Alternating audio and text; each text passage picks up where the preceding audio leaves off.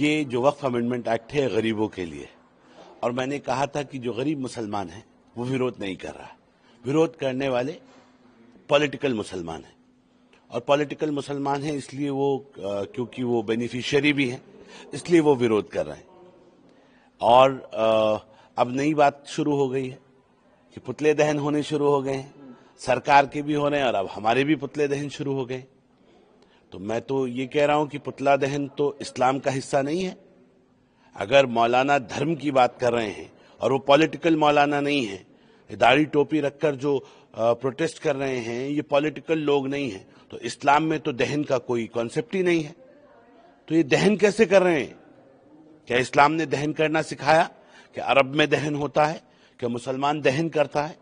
तो जो दहन करने वाले हैं या तो ये मुसलमान नहीं है और या ये पॉलिटिकल मुसलमान है। मैंने यही कहा था कि ये पॉलिटिकल मुसलमान है, ये गुमराह कर रहे हैं लोगों को, ये बेवकूफ बना रहे हैं।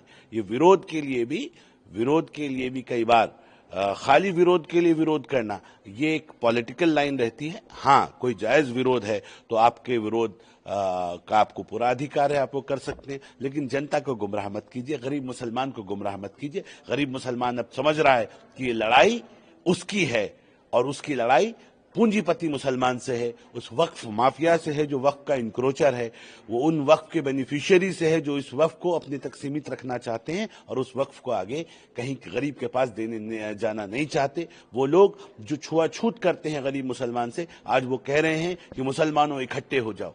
मुसलमानों इकट्ठे हो जाओ तो बहुत अच्छी बात है, लेकिन क्या खाली चुनाव के वक्त इकट्ठे हो जाओ, वोट देने के वक्त इकट्ठे हो जाओ, ऐसे एजिटेशन करने के लिए इकट्ठे हो जाओ, विरोध करने के लिए इकट्ठे हो जाओ, लेकिन जब उसका दफन करने का वक्त आता है, कब्रिस्तान में जब मुसलमान को दफन करने की बात की जाती है तो पसमानदा मुसलमानों के साथ छुआछूत होती है।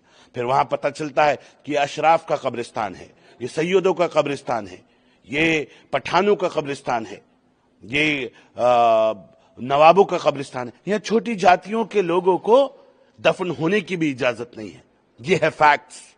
और गरीब मुसलमान जो छोटी जातियों का मुसलमान है, जो पसमानदा मुसलमान है, आज वो इस दर्द को महसूस कर रहा है। उस दर्द को समझने का काम मेरे यशस्वी प्रधानमंत्री, गृह मंत्री और अल्पसंख्यक मंत्री ने किया। इसलिए गरीबों के हक की लड़ाई को वो बहुत ईमानदारी से उन्होंने लड़ा और ये साफ हो गया है कि अब गरीबों के हक की लड़ाई, पसमानदाओं के हक की लड़ाई भारतीय जनता पार्टी पूरी ताकत से लड़ेगी। किसी पसमानदा को अब डरने की और दबने की आवश्यकता नहीं है।